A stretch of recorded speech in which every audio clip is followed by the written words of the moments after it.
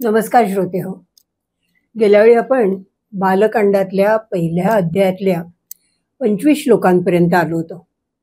आपल्याला माहिती आहे की महाभारतात जसं अनुक्रमणीय आधी म्हणजे पुढे 18व्या पर्वापर्यंत जे जे काय घडणार आहे ते व्यास महर्षी थोडक्यात आपल्याला सांगतात.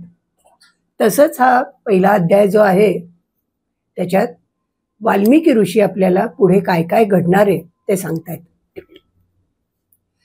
तर आता राम लक्ष्मण सीता वनवासाला निघालेले त्यांच्याबद्दल ते सांगतायत.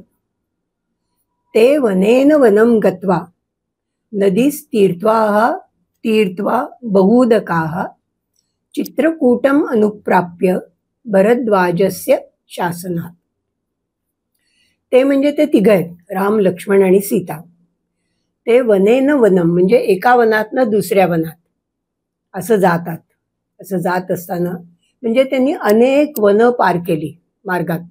तसंच नदीही तीर्थवा बहुदकाः अनेक नद्या ओलांडल्या. नदीही हे द्वितीयेचं बहुवचन आहे. बहुदकाः त्या सुद्धा साध्या सुध्या ओहळ नाही. बहुदकाः ज्याला भरपूर पाणी आहे, दुथडी भरून वाहत आहेत अशा नद्या ओलांडल्या त्यांनी. आणि मग कुठे आले? चित्रकूटम अनुप्राप्य. आता अनुप्राप्य हे अनु अधिक प्र अधिक आप असं म्हणजे होता होता आले असं. हे जे क्रमाक्रमाने असा जो अर्थ आहे तो त्या अनुमध्ये येतो. असं होता होता असं करता करता ते चित्रकूटाला आले. आता अनुप्राप्य खरं तर अव्यय आहे, पण इथे दुसरं क्रियापदच नाही आहे, पूर्ण क्रियापद असं. म्हणून आले असं आपण पूर्ण क्रियापद घेऊया. कारण भरद्वाजस्य शासनात हे पुढचे दोन शब्द जे आहेत त्याचा संदर्भ पुढे आहे. म्हणून आपण पुढचा श्लोक बघूया आणि हे दोन शब्द त्याला जोडून घेऊया. रम्यम आवसथम कृत्वा रममाणा वनेत्रयः देव गंधर्व संकाशाः तत्र ते न्यवसन सुखम. तर आता चित्रकूटावर आल्यावर तिथे भरद्वाज ऋषी असणार. त्यामुळे भरद्वाजस्य शासनात, भरद्वाज ऋषींच्या शासन म्हणजे अगदी आज्ञा जरी नाही तरी सांगण्यावरनं त्यांनी काय केलं? रम्यम आवसथम कृत्वा. आवसथ म्हणजे घर. आता घर म्हणजे तिथे एक झोपडी बांधली असणार, पण ती कशी होती? रम्य, एक छानशी झोपडी बांधली. रम्यम आवसथम कृत्वा वने त्रयः रममाणाः न्यवसन. तिघही जण त्रयः राम लक्ष्मण सीता ते तिघही त्या वनामध्ये सुखाने राहायला लागले. आता सुख हे खरं म्हणजे नाम आहे, पण कुठलंही नाम तुम्ही द्वितीया, तृतीया, पंचमी आणि सप्तमी या विभक्तीत वापरलं की त्याचा म्हणजे क्रिया विशेषणासारखा उपयोग होतो. तर इथे न्यवसन सुखम, सुखम हे द्वितीयेचं एकवचन म्हणून पण येतं, पण इथे ते क्रिया विशेषणासारखं आले. ते तिथे सुखाने राहायला लागले, राहत होते. न्यवसन नि अधिक वस त्याचं पहिला भूतकाळ, अनद्यतन भूतकाळ, त्याचं तृतीय पुरुषी बहुवचन. आणि ते तिघं कसं होते? देवगंधर्व संकाशाः. काश म्हणजे चमकणे, प्रकाश आपल्याला माहिती आहे. जेव्हा उजाडतं, प्रकाश येतो म्हणजे उजाडतं, चमकायला लागतं, अंधार नाहीसा होतं.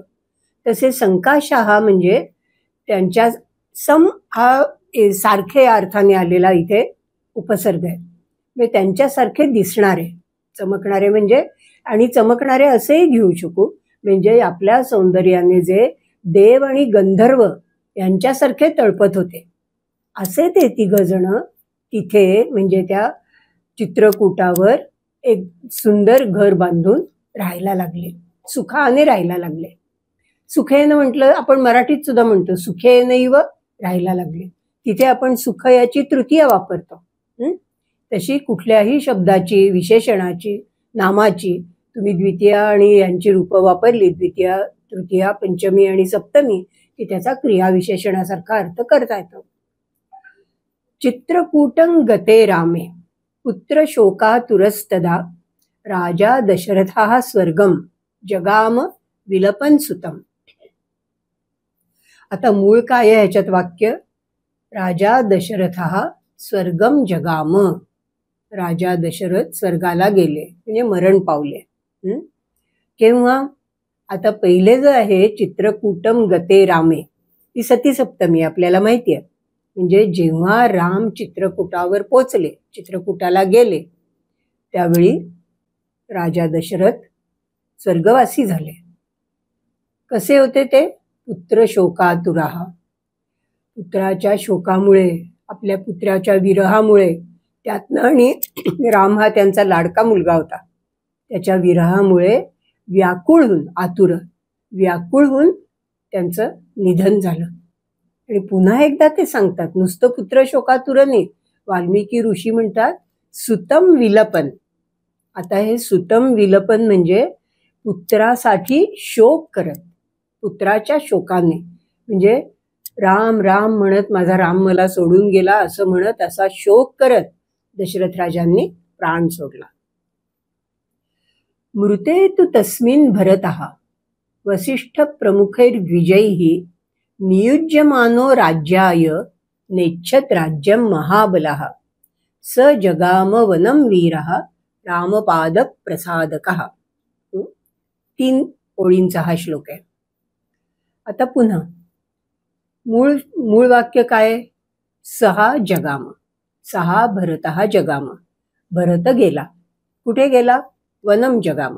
गम धातूचं परोक्ष भूतकाळाचं तृतीय पुरुषाचं एकवचन. तो भरत कसा होता? वीरा, अतिशय वीर असा भरत वनात गेला. केव्हा? मृते तु तस्मिन. आता तस्मिन इथे दशरथाचा उल्लेख करतात, कारण मागच्या वाक्यात दशरथाचा उल्लेख आलेला आहे.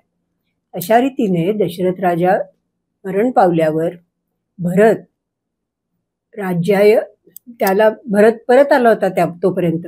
मग काय झालं? वसिष्ठ प्रमुखैः द्विजैः राज्याय नियुज्यमान. सगळे वसिष्ठ हे त्यातले प्रमुख, अशी जे सगळे ब्राह्मण होते, सगळे पुरोहित होते तिथले, त्यातले वसिष्ठ हे प्रमुख, ते सगळेजण त्याला सांगत होते की तू आता राज्यावर बस. राज्याय म्हणजे राज्यासाठी, नियुज्यमान म्हणजे त्याला ते आज्ञा देत होते की आता तू राज्याचा स्वीकार कर, तू राज्यावर राज्यकारभाराला सुरुवात कर. पण त्यांनी काय केलं? महाबलः राज्यम नैच्छत्. त्या महाबल भरताला राज्याची इच्छाच नव्हती. मुळी त्याला वाईटच वाटलं होतं की राम सोडून गेला आणि आपले पिता, आपले वडील, ते सुद्धा त्यांचंही निधन झालंय. त्याला अजिबात राज्यावर बसायची इच्छा नव्हती. त्यामुळे या सगळ्या ऋषींनी पुन्हा पुन्हा सांगून सुद्धा तो राज्यावर बसायला तयार नव्हता. त्यामुळे त्यांनी काय केलं? स वीरः रामपाद प्रसादकः वनम जगाम. तो वीर भरत रामपाद प्रसादक म्हणजे रामाच्या चरणांचा प्रसाद मिळवण्यासाठी.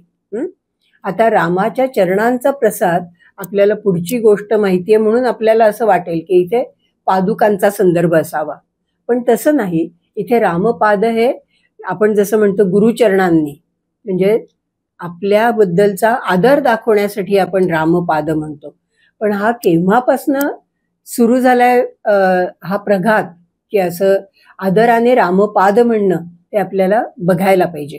त्यामुळे इथे रामाच्या पादांचा प्रसाद घेणं हे थोडं चमत्कारिक वाटतं. ह्याच काळात सुरुवात झाली असेल आदराने रामपाद असं म्हणणं, की नुसतं रामप्रसादका म्हणजे रामाला वश करून घेण्यासाठी किंवा रामाला प्रसन्न करून घेण्यासाठी असं नाही, तर आदराने तो रामपादांना प्रसन्न करून घेण्यासाठी असं म्हणतोय. असं करण्यासाठी तो वनात आला. आता कशासाठी त्यांना वश करायचं ते पुढे येईल. आता इथे आपल्याला माहितीये की हे सगळं ते संक्षेपाने सांगतात काय काय झालं ते. पुढे ते म्हणतात, पादुके चास्य राज्याय न्यासम दत्वा पुनः पुनः निवर्तयामास ततो भरतम भरताग्रजः. राम आपल्याला माहिती आहे, ती मराठीत गोष्ट माहिती असते आपल्याला, की राम काही परत राज्यावर बसायला तयार नाहीये. जसा भरत नाही तसा रामही नाही. तो म्हणतो त्यांनी आपल्या वडिलांचे शब्द खोटे होतील, त्यामुळे मीही ती प्रतिज्ञा पाळतो त्यांची, आणि तूही पाळ. तू परत अयोध्येला जा आणि तू राज्यावर बैस आणि तू राज्य कर. भरत त्यांना नम्रतेने सांगतात की नाही, मी अजिबात राज्यावर बसणार नाही. तुम्ही मला तुमच्या पादुका द्या. तुमच्या पादुका मी सिंहासनावर ठेवतो आणि तुमच्यासाठी म्हणून मी राज्याचा कारभार बघतो. त्याचा उल्लेख इथे आहे. न्यासम दत्वा, पादुके 2 पादुका ना, त्यामुळे पादुके, पायातल्या आपल्या पादुका 2 पादुका त्यांनी त्याला ठेव म्हणून दिल्या. आणि पुनः पुनः निवर्तयामास, भरताग्रज म्हणजे भरताचा मोठा भाऊ राम, त्यांनी त्याला आपल्या पादुका दिल्या आणि त्याला पुन्हा पुन्हा तू परत जा असं सांगायला लागले. भरतम निवर्तयामास, त्यांनी परत त्याला अयोध्येला पाठवलं. स कामम अनवाप्यैव रामपादा उपस्पृशन नंदीग्रामे करोद्राज्यम रामागमन कांक्षया. सहा राज्यम अकरोत, हे मूळ वाक्य झालं. भरत, 6 म्हणजे इथे भरत हा. भरताने राज्य करायला सुरुवात केली. कुठे? तो अयोध्येला नाही गेलेला, तो नंदीग्रामाला गेला आणि तिथे त्यांनी सिंहासनावर रामाच्या पादुका ठेवल्या आणि त्यांनी राज्यकारभार बघायला सुरुवात केली. आणि बिचारा कसा होता? कामम अनवाप्य एव, अव अधिक आप म्हणजे मिळवणे, अनअवाप्य, अवाप्य म्हणजे मिळवून, अनअवाप्य म्हणजे न मिळवून, पूर्ण न होऊन. भरताची इच्छा अशी होती की आपण रामाला परत घेऊन जावं अयोध्येला आणि त्यांना राज्यावर बसायला सांगावं. ही त्यांची इच्छा पुरी झाली नाही. हे त्यांनी कामम अनवाप्य एव, इच्छा पुरी न होताच त्यांनी काय केलं? रामपादौ उपस्पृशन, रामांच्या चरणांना त्यांनी स्पर्श केला. दोन्ही चरणांना. आजच्या काळात लोक म्हणजे तरुण मुलं विशेषतः एकाच हाताने एका पायाला स्पर्श करतात. तसं नाहीये इथे. दोन्ही पायांना त्यांनी आदराने स्पर्श केला, नमस्कार केला आणि मग रामागमन कांक्षया राज्यम करोत, तो राम येणार आहेत ह्या इच्छेने, म्हणजे ह्या अपेक्षेने की आज ना उद्या वनवास संपून राम परत येणार आहेत, त्यांच्यासाठी मी त्यांच्या पादुका इथे ठेवून राज्य करतो, अशा भावनेने त्यांनी नंदीग्रामात राज्य करायला सुरुवात केली. रामस्तु पुनरालक्ष्य नागरस्य जनस्य च तत्रागमनम एकाग्रे दंडकान प्रविवेशः. आता राम वनात आले खरं, पण आता ते आजच्या भाषेत म्हणजे ते सेलिब्रिटीज होती, त्यामुळे ते एका वनातनं दुसऱ्या वनात गेले की तिथे बातमी पोचायची. त्यामुळे काय व्हायचं, सगळे जे गावातले शहरातले लोक होते ते रामांना बघायला त्या वनात गर्दी करायला लागले. त्यामुळे नागरस्य जनस्य तत्र आगमनम आलक्ष्य, म्हणजे आपण जिथे जिथे जातो आहोत तिथे तिथे, तत्र नागरस्य जनस्य आगमनम आलक्ष्य, तिथे तिथे हे नागरजन, त्या नगरातले लोक तिथे तिथे येत आहेत आणि गर्दी करतायत. हे पुन्हा पुन्हा पाहून, पुनरालक्ष्य किंवा पुनर इथे मागच्या वाक्याला जोडून घेता येतं की भरताने असं केलं आणि इकडे रामांनी लोक सारखे असे येत आहेत हे बघून मग काय केलं? एकाग्रे दंडकान प्रविवेशः, प्रवेश केला. कुठे? दंडकारण्यात. आणि ते कसं होतं? एकाग्रे म्हणजे अगदी टोकाला असलेलं एकाग्र. आपण जेव्हा एकाग्र होतो तेव्हा सुद्धा एकच गोष्ट पुढे ठेवतो आणि त्याच्यावरच एकटक नजर ठेवतो, म्हणजे एकाग्र करतो. तसं एकाग्र म्हणजे अगदी एका बाजूला निर्जन भागात असलेल्या दंडकात त्यांनी प्रवेश केला. म्हणजे त्यांना वाटलं आता इथे लोक येणार नाही. पुढे त्यांनी काय काय केलं? विराधम राक्षसम हत्वा शरभंगम ददर्शः सुतीक्ष्णम चाप्यगस्त्यंच अगस्त्य भ्रातरम तथा. आता वनात गेले खरे, पण तिथे काही सगळं सुरक्षित नव्हतं. वेगवेगळे राक्षस होते, ते त्यांना त्रास देत होते. ते आता एकेका राक्षसांची नावं सांगतायत. त्यांनी विराध राक्षसाला मारलं, हत्वा, आणि मग त्यांना शरभंगम ददर्श, शरभंग नावाचा आणखीन एक राक्षस दिसला. मग सुतीक्ष्ण, तोही राक्षसाचंच नाव आहे. आणि मग अपि, आता सुतीक्ष्णाला पाहिलं, आता ददर्शकडे त्याचा संदर्भ घ्यायला पाहिजे, कारण पुढच्या वाक्यात क्रियापद नाहीये. मग त्यांनी अगस्त्य ऋषींना पाहिलं आणि अगस्त्य भ्रातरम म्हणजे अगस्त्य ऋषींच्या भावाला पाहिलं, त्यांच्याशी गाठ पडली. ते राक्षसांना मारून ते पुढे जात होते किंवा राहत होते, त्यावेळी अगस्त्य ऋषी आणि अगस्त्यांचे भाऊ यांच्याशी त्यांची गाठ पडली. अगस्त्य वचनाच्चैव जग्राह ऐन्द्रम शरासनम खड्गंच परमप्रीतः तूणी चाक्षय सायकौ. मग अगस्त्यांच्या सांगण्यावरनं, अगस्त्य वचनात, अगस्त्य म्हणाले म्हणून, अगस्त्य ऋषी म्हणाले म्हणून त्यांनी जग्राह, ग्रहधातूचं परोक्ष भूतकाळाचं तृतीय पुरुषाचं एक वचन, त्यांनी स्वीकार केला. कशाचा? ऐन्द्रम शरासनम. ऐन्द्रम म्हणजे इंद्राचं, आणि शर म्हणजे बाण, आणि आसनम किंवा आसनम म्हणजे ज्यातनं सोडला जातो तो म्हणजे धनुष्य. त्यामुळे धनुष्य बाण, इंद्राचं धनुष्य बाण त्यांनी अगस्त्य ऋषींच्या सांगण्यावरनं जग्राह, स्वीकार केला त्याचा. खड्गमच, त्यांनी एक त्याला खड्गही दिलं, तेही त्यांनी परमप्रीत, अतिशय आनंदाने स्वीकारलं, अतिशय आनंदी होऊन स्वीकारलं. आणखीन काय दिलं त्यांनी आणि काय स्वीकारलं त्यांनी? तूणी. तूणी हा भाता या अर्थी शब्द आहे, आणि तूणी हे द्वितीयेचं द्विवचन आहे, म्हणजे त्यांनी दोन दिले भाते. आणि ते कसे होते? अक्षय सायकौ, ज्यातले बाण कधीही संपत नाहीत. एक बाण फेकला की परत त्याच्यात तो बाण दुसरा येऊन बसतो, असे सतत काय म्हणायचं, भरलेले असलेले असे दोन भाते असे त्यांनी स्वीकारले.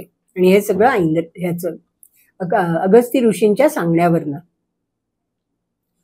वसतः तस्य रामस्य वने वनचरैः सह ऋषयः अभ्यागमन सर्वे वधाय असुर रक्षसां.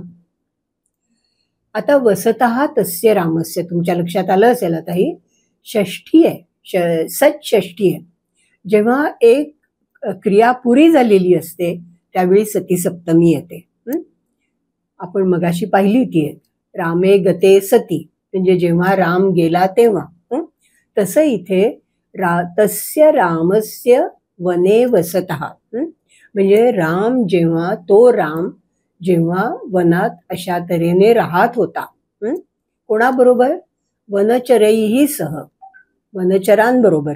आता वनचर त्याच्यात वनात राहणारे, आपण ज्यांना आदिवासी म्हणतो तसे रानातले लोक असाही अर्थ होईल, जे वनात हिंडतात, आणि वनात हिंडणारे म्हणजे वनात हिंडणारे जंगली प्राणी असाही अर्थ होईल. अशा लोकांबरोबर राहत असताना तिथे अभ्यागमन, अभिआगम, त्याचं भूतकाळाचं तृतीय पुरुषाचं बहुवचन. कोण आले? ऋषयः, सगळे ऋषी तिथे येऊन पोचले. कशासाठी? वधाय असुर रक्षसां. आता ऋषी तिथे तप करत होते वनात, कोणी यज्ञ करत होते, कोणी आपली व्रत पार पाडत होते. त्यांना तिथे असुर आणि राक्षस येऊन त्रास द्यायचे. तिथे बघा रक्षस शब्द वापरलाय, मूळ शब्द आहे रक्षस. रक्ष हा धातू मोठा लक्षणीय आहे. त्याचा एक अर्थ होतो संरक्षण करणे, ज्याच्यावरनं आपण सुरक्षा हा शब्द म्हणतो, आणि दुसरा अर्थ आहे हिंसा करणे, नाश करणे, इजा पोचवणे. त्यामुळे रक्षस याच्यात इजा करणारे, सगळा यज्ञाचा विध्वंस करणारे, म्हणून ते रक्षस. तुम्ही म्हणाल असं कसं आहे, मराठीत जो सर्वस्वाची राख रांगोळी झाली, हा जो राख शब्द आहे ना, तो ह्या रक्ष धातूवरनं आलेला आहे. त्यामुळे एकाच धातूचे दोन अगदी वेगळे अर्थ आलेले आपल्याला दिसतात. तर असे जे असुर आणि रक्षस तिथे ऋषींना त्रास देत होते, त्यांच्या वधाय, त्यांचा नायनाट व्हावा, त्यांचा रामांनी नायनाट करावा, ह्या प्रार्थनेसाठी सगळे ऋषी तिथे जमा झाले. तेन तत्रैव वसता जनस्थान निवासिनी विरूपिता शूर्पणखा राक्षसी कामरूपिणी. आता तेन विरूपिता हे मुख्य वाक्य झालं. तेन म्हणजे रामेण. ती तत्रैव वसता तेन, तिथेच राहत असताना त्या रामाने शूर्पणखा ही जी राक्षसी होती, आणि ती कशी होती, कामरूपिणी, मनात येईल ते रूप घेऊ शकायची. त्यामुळे मुळातली ती राक्षसी अत्यंत सुंदर रूपात लक्ष्मणासमोर आली, राम लक्ष्मणांसमोर आहे आपल्याला माहिती आहे. त्यामुळे अशी इच्छेप्रमाणे रूप घेऊ शकणारी ती शूर्पणखा राक्षसी. आणि ती कुठे राहायची, जनस्थानात राहायची. जनस्थान हे एका विभागाचं नाव आहे त्यातल्या. त्यांनी तिला विरूप करून टाकलं. पुढे काय झालं, ततः शूर्पणखा वाक्यात उद्युक्तान सर्व राक्षसांन खरम त्रिशिरसम चैव दूषणं चैव राक्षसम. आता साहजिक आहे, शूर्पणखेचं त्यांनी नाककान कापले ही आपल्याला गोष्ट माहिती आहे. अशा प्रकारे तिला विरूप करून टाकल्यावर, बघा संस्कृत विरूप शब्द आहे, पण मराठीत आपल्याला अशी जोर येत नाही विरूप म्हणताना. आपण काय करतो, शूर्पणखेला विद्रूप करून टाकलं. म्हणजे मूळचा विरूप हा व्यवस्थित शब्द आहे की विकृतम रूपम यस्याह सा, पण आपल्याला ते बरोबर वाटत नाही. म्हणजे निद्रित हा शब्द आहे संस्कृत, पण आपल्याला मराठीत आपण त्याला निद्रिस्त करून टाकतो. थोडासा जोर आला ना की आपल्याला असा भारदस्त शब्द वापरायला आवडतो. तसं इथे शूर्पणखेला विद्रूप केलं. आता ती काय शांत बसणार आहे, राक्षसीच ती, मनाप्रमाणे झालं नाही. तिने काय केलं, तिच्या वाक्यामुळे म्हणजे तिने सांगितल्यामुळे सर्व राक्षसांना तिने उद्युक्त केलं. म्हणजे त्यांना काय म्हणायचं, भरीस पाडलं. आणि कोण कोण होते ते, खरं, त्रिशिरस, दूषण हे सगळे राक्षस, त्यांना तिने भरीस पाडलं. पण निजघान रणे रामः तेषांचैव पदानुगान रक्षसान् निहतान्यासन सहस्राणि चतुर्दश. मगाशी आपण पाहिलं की खरं, त्रिशिरस, दूषण हे सगळे हे द्वितीयची एकवचन आहेत. ती निजघान, नि अधिक हन म्हणजे मारलं, त्याची ती हे द्वितीयची एकवचन आहेत, त्यामुळे त्याचं कर्म आहे. म्हणजे शूर्पणखा, आता मधला एक शब्द राहिलाय उद्युक्तान, म्हणजे दोन्हींचं आपल्याला जोडून घ्यायला लागतं. असं करायला लागतं की नंतर किंवा त्यावेळी शूर्पणखेच्या सांगण्यावरनं तिने उद्युक्त झालेल्या म्हणजे भरीस पडलेल्या सगळ्या राक्षसांना, मग ते कोण, खरं, त्रिशिरस, दूषण, त्या सगळ्या राक्षसांना रामा रणे निजघान, रामाने युद्धात मारलं. ते कुठलंही कपट करून झोपेत असताना वगैरे नाही मारलेलं, आपल्या पराक्रमाने त्यांच्याशी सामना देऊन युद्धात मारलं. आणि तेषाम चैव पदानुगान, अनुग म्हणजे मागे येणारा, पदानुगान म्हणजे त्यांच्या पावलावर पाऊल ठेवून आलेले, तोच अर्थ आहे, फक्त जास्त स्पष्ट केला. म्हणजे फक्त हे राक्षस असं नाही, त्यांचं मोठमोठं सैन्य असणार, त्यांना अनुयायी असणार. तर त्यांना जसं ठार मारलं तसंच त्यांच्या अनुयायांना पण ठार मारलं. आणि पुढे आणखीन रक्षसाम सहस्राणी, आणि ती सुद्धा सहस्राणी नाही, चतुर्दश सहस्राणी, म्हणजे अशा प्रकारे राक्षसांची 14 सहस्र निहतानी आसन रामानी मारली. आता तुम्ही म्हणाल मोजली कशी 14,000, आणि एवढ्या त्या वनात तेवढी 14,000 होती का? आता संस्कृतमध्ये किंवा पालीमध्ये सुद्धा पूर्वीच्या ग्रंथांमध्ये या संख्यांना नेमका असा अर्थ नसतो. 1000 म्हणजे 1000 नाही, 1000 म्हणजे भरपूर. त्यामुळे 14,000 म्हणजे भरपूर असंख्य राक्षस मारले असा इथे त्याचा अर्थ आहे, शब्दशः अर्थ घ्यायचा नाही. ततो ज्ञातिवधम श्रुत्वा रावणः क्रोधमूर्छितः सहायं वरयामास मारीचं नाम राक्षसम. आता आपल्याला माहितीये शूर्पणखा ही रावणाची बहीण, त्यामुळे ज्ञातिवधम श्रुत्वा, हे जे सगळे राक्षस होते ते रावणाचे ज्ञाती होते, म्हणजे त्याचे नातलग होते. त्यामुळे त्यांचा अशा प्रकारे वध झालेला ऐकून रावण क्रोधाने मूर्छित झाला, म्हणजे क्रोधाने त्याचं भानच हरपलं. आपण मराठीत म्हणतो ना, बेभान झाला रागाने. आणि मग त्यांनी काय केलं, मारीचम नाम राक्षसम सहाय्यम वरयामास. मारीच नावाच्या राक्षसाला मित्र किंवा सहाय्यक म्हणून त्यांनी निवडलं, की चल बाबा, त्या रामाचा निपात करायचा आहे, त्याला धडा शिकवायचा आहे, माझ्याबरोबर चल. वार्यमाणः सुबहुशः मारीचेन स रावणः न विरोधो बलवता क्षमो रावण तेन ते. आता मारीच्याला माहीत होतं की रामाशी सामना करणं कठीण आहे, रावणाने ह्या फंदात पडू नये. त्यामुळे तो काय करत होता, त्याला म्हणत होता, जाऊ नको, अरे हे असलं काहीतरी भयंकर कृत्य करू नको. म्हणून मारीचेन सुबहुशः वार्यमाणः, मारीच्याकडनं अनेक वेळा अनेक प्रकारे अडवला गेलेला सुद्धा, असं करू नको असं सांगून सुद्धा रावणाला त्यांनी अनेकदा विरोध केला.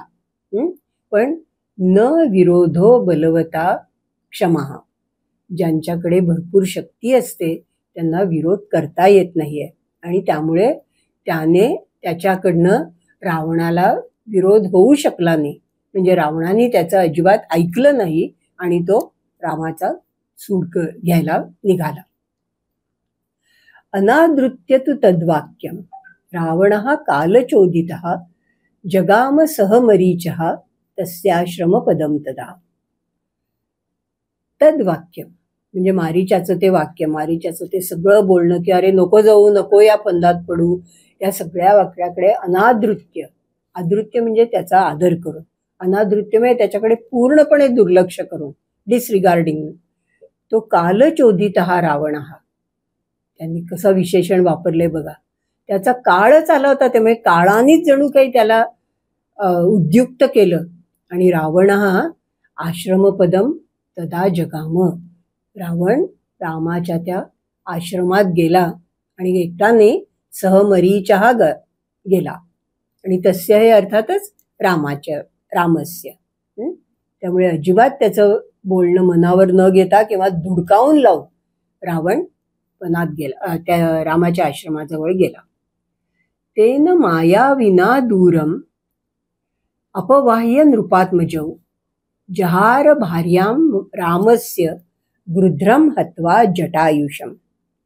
आता मागच्या वाक्यात रावण हा कर्ता आहे, त्यामुळे तेन म्हटल्यावर आपल्याला कदाचित रावण असं वाटेल. दोन्ही पण आपल्याला गोष्ट माहिती आहे, दोघांनीही खरं मायावीच रूप घेतलं होतं. मारीच्यानी सोनेरी हरणाचं घेतलं होतं आणि रावणाने भिक्षुचं घेतलं होतं. पण इथे तेन मायाविना जो संदर्भ आहे, नृपात्मजौ दूरम अपवाह्य.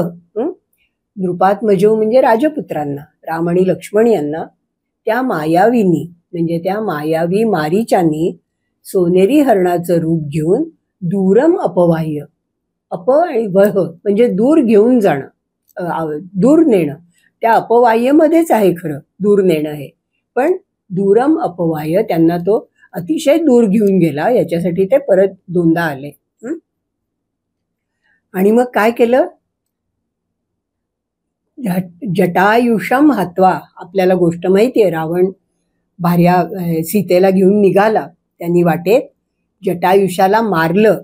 आणि तो जटायुष हा गृध्र म्हणजे गिधाड्यांच्या जातीतला होता, म्हणून गृध्रम जटायुषम म्हटलेलं आहे. थोडी वेगळी आहे त्याची जात, अगदी गिधाड नाही, पण अशा त्या जटायूचा वध करून रामस्य भार्याम जहार.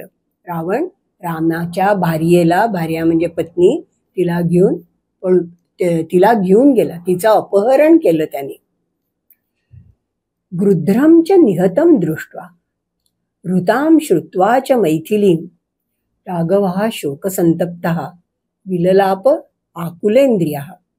आता इथे आपण मगाशी म्हटलं तसं अगदी संक्षेपात गोष्ट आलेली आहे, त्यामुळे मधलं आपल्याला सगळं कल्पना करावी लागते. की मग ते रामाला ते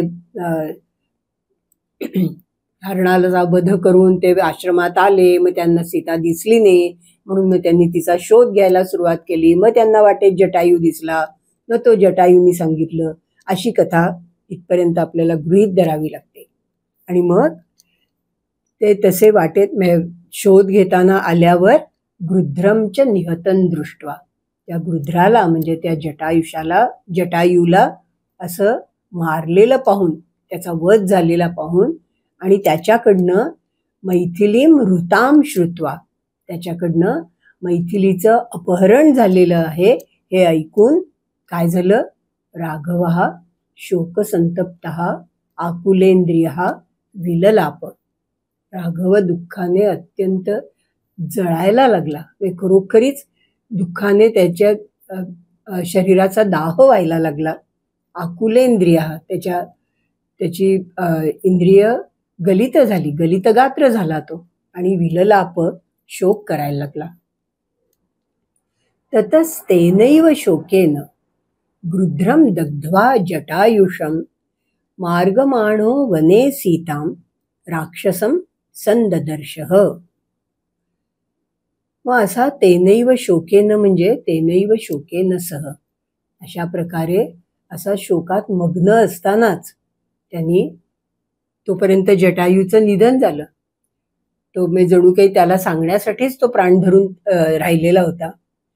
मग त्या जटायूचं त्यांनी दहन केलं व्यवस्थित.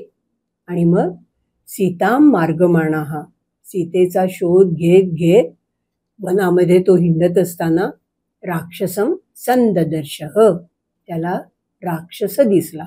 ददर्श म्हणजे पाहिलं, आणि संददर्श म्हणजे सुद्धा त्याच्या दृष्टीस पडला. त्याच अर्थाने आले. आपल्या वृत्ताला एका अक्षराची जास्त जरूर होती, त्यामुळे ददर्शाच्या ऐवजी ऋषींनी संददर्श असं म्हटलं. कबंधम नामरूपेण विकृतम घोरदर्शनम तम निहत्य महाबाहुर ददाह स्वर्गतश्च सहा. आता कोणाला पाहिलं राक्षस म्हणजे ते सांगतात. कबंध नावाच्या राक्षसाला पाहिलं. नावाने त्याचं कबंधम नामरूपेण, कबंधम नाम राक्षसम संददर्श, कबंध नावाच्या राक्षसाला पाहिलं. तो कसा होता? रूपेण विकृतम, अगदी वेडावाकडा दिसणारा, म्हणजे अष्टावक्र जसं म्हणतात ना, एकही गोष्ट त्याची धड नव्हती, असा विरूप होता. आणि घोरदर्शनम, भयानक होता. त्यामुळे त्याला बघितलं की भीती वाटावी असा घोरदर्शन होता तो. त्याला त्यांनी काय केलं? त्या महाबाहूंनी, म्हणजे आपल्याला माहिती आहे रामाचं एक नेहमी विशेषण येतं म्हणजे आजानुबाहू, मोठे लांब हात असलेल्या त्या रामांनी त्याला निहत्य, त्याचा वध केला. निअधिकनं, मग अशी निजगानं आलं होतं, तर निहत्य आलं. आणि मग काय केलं? ददाह, त्यालाही त्यांनी व्यवस्थित अग्नी दिला, त्याचं और्ध्वदेहिक केलं. आणि आता रामांनी मृत्यू दिला, त्यामुळे तो स्वर्गात गेला. स्वर्गतश्च सहा, आपल्याला महाभारतात माहिती आहे शिशुपालाचा वध केला कृष्णाने, कृष्णाच्या हातनं मरण आलं, त्यामुळे शिशुपालही इतके अपराध करून सुद्धा स्वर्गात गेला. त्यामुळे ह्या सगळ्या महापुरुषांनी दिलेल्या शिक्षांमुळे सुद्धा माणसाचं सोनं होतं असं दिसतंय. त्यामुळे त्यांनी अग्नी दिल्यामुळे, त्यांनी मारल्यामुळे, त्यांच्या हातनं मरण आल्यामुळे कबंध स्वर्गात गेला. स चास्य कथयामास शबरीम धर्मचारिणीम श्रमणीम धर्मनिपुणाम अभिगच्छेति राघव सोभ्य गच्छत महातेजाः शबरीम शत्रुसूदनः. स, आता इथे स म्हणजे कबंध. आणि त्या कबंधानी त्याला सांगितलं. कुणाला सांगितलं? रामाला सांगितलं. काय सांगितलं? हे राघव, धर्मचारिणीम शबरीम श्रमणीम धर्मनिपुणाम अभिगच्छ, तू ना त्या शबरीकडे जा, तिला भेट. ती कशी शबरी? धर्मचारिणी, धर्माचं पालन करणारी. आणखीन कशी? श्रमणी, संन्यासिनी आहे बिचारी, लग्न नाही काही नाही, वनात राहते आणि धर्माचं पालन करते. आणि धर्मात निपुण आहे, नुसतं धर्मचारिणी नाही, धर्मात निपुण आहे. तिच्याकडे तू जा आणि तिला भेट, असं त्यांनी रामाला सांगितलं. त्याप्रमाणे 6 महातेजः शत्रुसूदनः शबरीम अभ्यगच्छन्. आता विशेषणांवरच लक्षात येतं की हे रामाचं वर्णन आहे. मग तो महातेजस्वी आणि शत्रुसूदन म्हणजे शत्रूंचा नायनाट करणारा, शत्रूंचा धुव्वा उडवणारा राम शबरीला भेटायला गेला. शबरीम अभ्यगच्छन्. आता हे आपल्याला माहिती आहे अभि या धातूची गंमत. अभि म्हणजे समोर जाणे, टू फेस म्हणतो ना, समोरासमोर येणे. आता आपण 2 कारणांनी समोरासमोर येतो. एक तर मैत्री भावनेने, प्रेमाने किंवा वैराने. त्यामुळे अभि अधिक गम ह्याचा हल्ला केला असाही अर्थ होतो आणि भेटायला गेला, स्वागताला गेला असाही अर्थ होतो. इथे त्याप्रमाणे तो तिला प्रेमाने भेटायला गेला. शबर्या पूजितः सम्यक रामो दशरथात्मजः पंपा तीरे हनुमता संगतो वानरेण. इथे पण आपल्याला एक शंका राहते की कबंधाने का शबरीकडे पाठवलं. कदाचित आपण जेव्हा सविस्तर ती कथा बघू तेव्हा त्याचं कारण आपल्याला कळू शकेल. मग शबर्या सम्यक पूजितः. आता हे कर्मणी आहे, आपल्याला माहिती आहे कर्मणी वाक्य आहे. शबरीने मराठीत आपण सगळी भूतकाळी वाक्य ही कर्मणीच वापरतो. शबरीने रामाची व्यवस्थित पूजा केली, आदर सत्कार केला. रामो दशरथात्मजः शबर्या सम्यक पूजितः. दशरथपुत्र रामाची व्यवस्थित तिने आदर सत्कार केला त्याचा. मग काय केलं. मग पुढे पंपा तीरावर, पंपा सरोवर आहे, पंपा सरोवराच्या तीरावर राम वानरेण हनुमता संगतः. पुढे जात असताना पंपा सरोवराच्या तीरावर रामाची हनुमान नावाच्या वानराशी गाठ पडली. वानरेण संगतः म्हणजे वानराच्या काय म्हणायचं, गाठ पडली हेच म्हणतो आपण मराठी, त्याच्याशी गाठ पडली. त्या अर्थाने इथे हनुमता संगतः.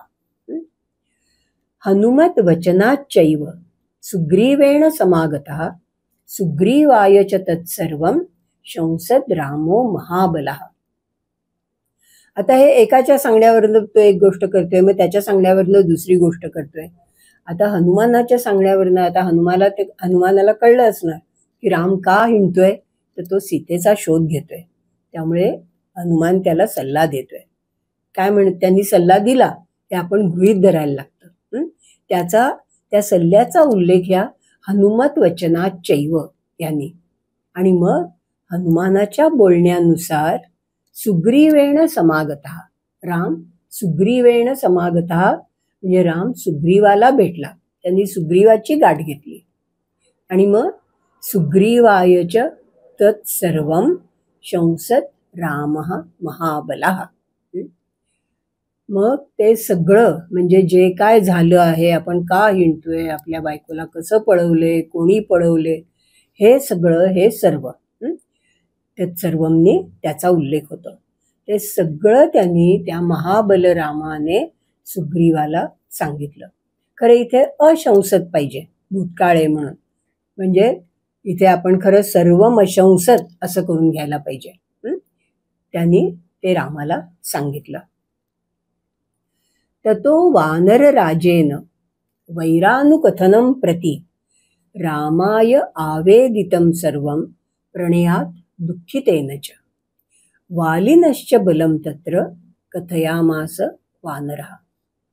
आता जसा राम दुःखी होता, रामाला काहीतरी मदत हवी होती, तसा सुग्रीवही दुःखी होता आणि त्यालाही मदत हवी होती. कारण सुग्रीवाचा आणि त्याचा भाऊ वाली या दोघांचं भांडण झालं होतं, त्याचं राज्य हडपलं होतं. त्यामुळे तर तो त्याचा उल्लेख करून पुढचा हा श्लोक आहे.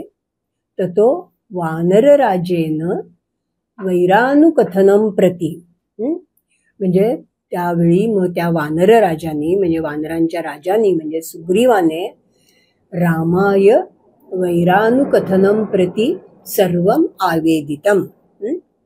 त्यांनी आता वैरानुकथितम प्रति याचे 2 अर्थ होऊ शकतील. म्हणजे आधी रामानी त्याला राक्षसाचे रावणाशी आपलं असलेलं वैर, शूर्पणखेशी असलेलं वैर, त्या लोकांनी आपल्याशी आरंभलेलं वैर हे सांगितलं आणि त्याला प्रतिसाद म्हणून सुग्रीवानी त्याला सगळं सांगितलं असंही करता येईल.